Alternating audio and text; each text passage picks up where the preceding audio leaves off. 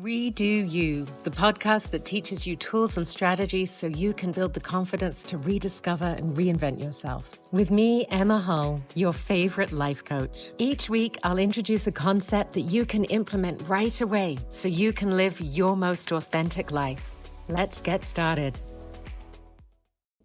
Hello, beautiful. Welcome back to the Redo You podcast. It's so wonderful to see you here again. And this week, I'm going to talk about a concept of the window of tolerance, which is related to polyvagal theory. Now, you've heard me speak before about the vagus nerve, VAGUS, not Las Vegas. And the vagus nerve is really that main line that we can tap into to help control our automatic responses to situations. It connects it directly into the central nervous system and is all about connecting to that fight or flight response.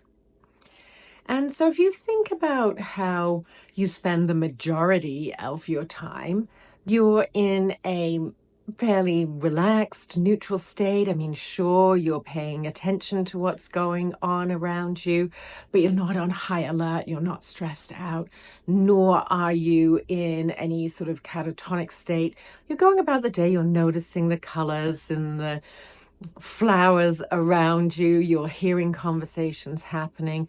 Things might pique your interest, but you're not getting startled or anxious about it. And that's your, I've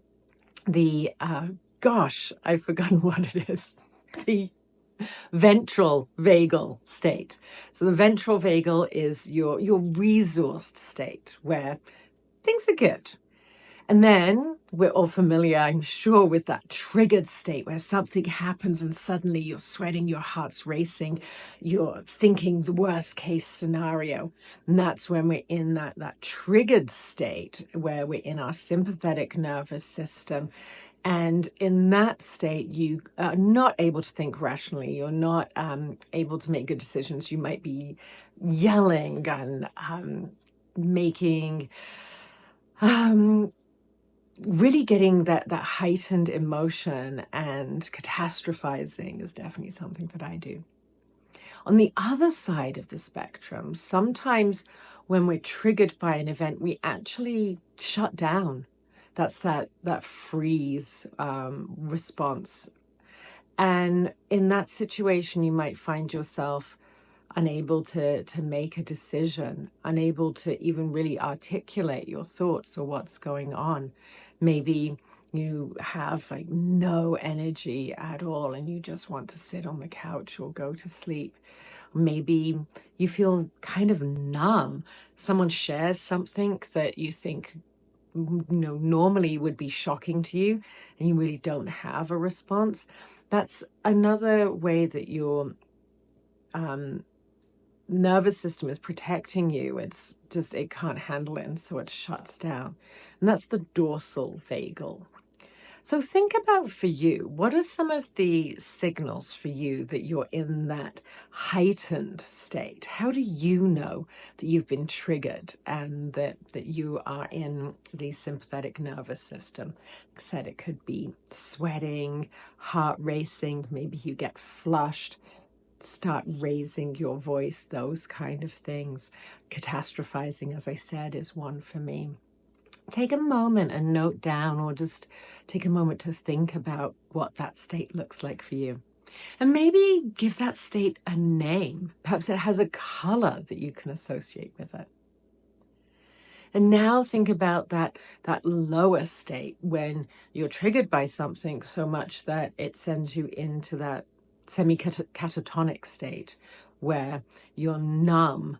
You can't even articulate your feelings or make a decision. You don't even know what you want to eat. You just want to curl up and go to sleep. Think about how that shows up for you. I know for me, it's very much cannot, in an extreme situation, I just don't even want to move, can't get out of bed. And I do find myself downplaying a situation and saying, no, I'm not bothered by that. And then later on, I am bothered by it. And it's because my mind had just numbed it and wasn't willing to respond. And so perhaps giving that a color and a name. And then take a moment to let's shake off that energy and think about that regulated state, your resourced state, your ventral vagal state. What's that like for you? For me, it's a place of possibilities, of curiosity, of happiness, of regulated energy where I can think clearly and I enjoy conversing with people and enjoy taking part in activities. And so think of that state for yourself. What are some of the characteristics? And again, give it a color and a name.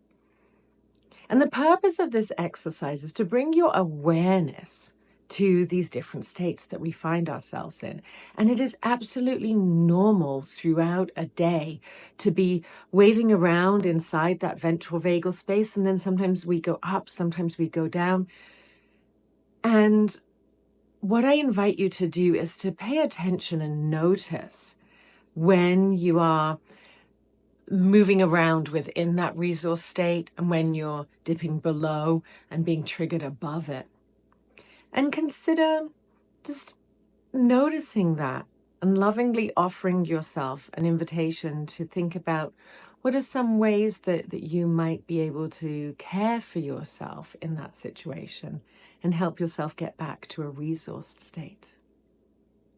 Let me know what you think of this episode. As always, drop your thoughts in the comments and also share this episode with someone who you think might enjoy it. Thank you so much for checking in. I'll see you again next week. Thank you for tuning in to this episode of the Redo You podcast. Remember to subscribe, rate, and review, and tell a friend because together we rise even higher. See you next Friday.